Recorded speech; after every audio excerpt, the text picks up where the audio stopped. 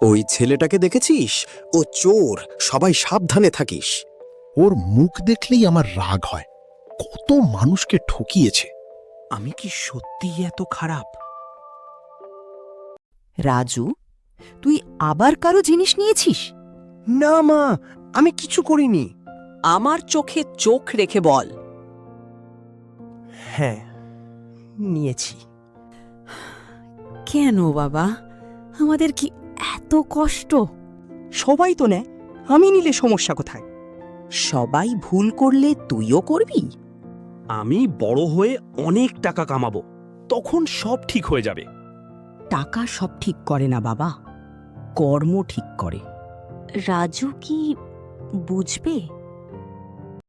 রাজু, এই টাকাগুলো রাখিস, কাল আমি নিয়ে যাব। চিন্তা করিস না, আমি তো তোর ভাই।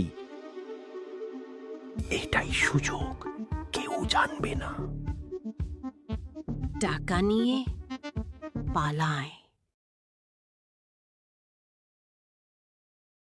রাজু, তুই কোথায়?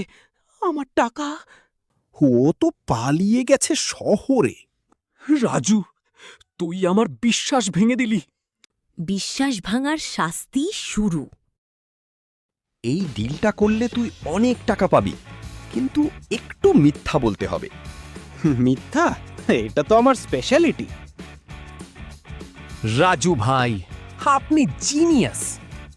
আপনার মতো বুদ্ধি কারণেই আমি হারি না, আমি শুধু জিতি।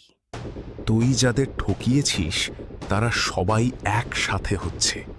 কি বলছিস? কে? তোর খেলা শেষ। আমাদের টাকা ফেরত দে। তুই আমাদের ঠকিয়েছিস। আমি কিছু করিনি। প্রমাণ আছে, টাকা দে। ধরো কে?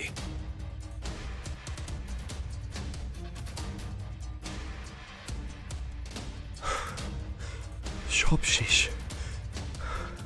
সব শেষ। খারাপ কাজ করলে তার ফল একদিন ঠিকই পেতে হবে। মা, আমি ভুল করেছি। কাকা, মা কোথায়? তুই দেরি করে ফেলেছিস। মানে? তোর মা আর নেই। না না, এটা হতে পারে না। শেষ দিন পর্যন্ত তোর নাম ডাকছিল। মা! আমি কি সব ঠিক করতে পারি?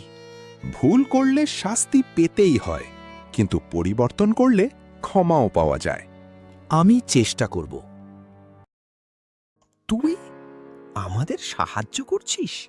হ্যাঁ, আগে আমি ভুল করেছিলাম। তুই বদলে গেছিস।